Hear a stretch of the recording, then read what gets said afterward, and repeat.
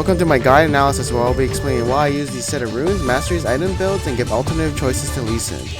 So what I want to go over first is the runes. There's a big controversy of what's better, attack speed or AD. The short story is AD runes are better. It gives your ganks more damage, and you really gotta attack speed steroid, which is about 40%, 100% of the time in jungling, so my bad, you should go with AD. For Quint, you can also go on movement speed, but the reason I don't actually go on it is because Lee Sin already has so much mobility, so I'd rather go for more burst. Alright, so let's go over the masteries. So we go 921 just for the early game little damage, and then the late game tank Lee Sin. Alternatively, we can go 21-9. This is for carry Lee Sin early game. This mastery set is where you want to carry the game, and literally you're going to get all the kills, and basically there will be no late game. The only flaw from this mastery page is your late game power is a bit less.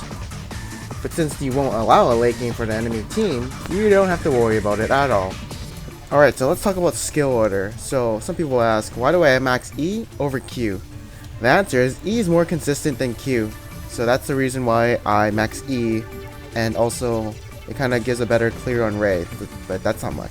I do want to add that when I do max out E, I usually go Ancient Golem or Elder Lizard item. The reason of this is because you'll be using your E more than your Q or W and auto attacks to clear jungle camps. Now if I max Q, I'd go Madred's Razor, since most of my damage will be single target in the jungle. Another point was, why do I only put like 3 points in the Q and then start maxing W? Well, Lee Sin's damage kind of falls off, and I kind of play the jungle as a tank role and like a peeler, so I want to be protecting my friends instead of trying to assassinate the enemy. The only reason I get 3 points into it is because I want to do more damage early game and mid game.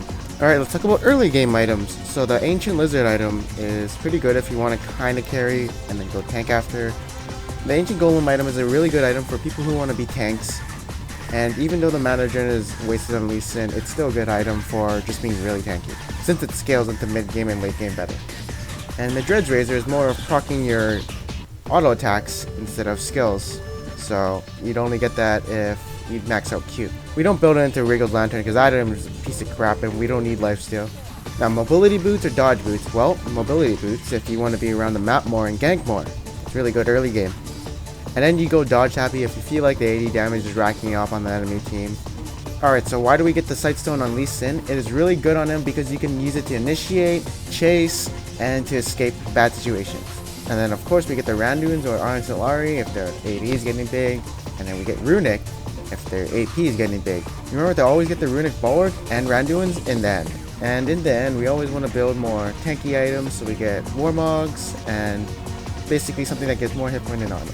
If we had the Spirit of the Ancient Lizard or Madred's Razor, we replace that with Frozen Mallet. Alright, so that's the end of this video. I hope you guys enjoyed it. Please like, subscribe, and comment below. Oh yeah, also, be sure to look out for my next guide featuring Evelyn, the Widowmaker. Woo!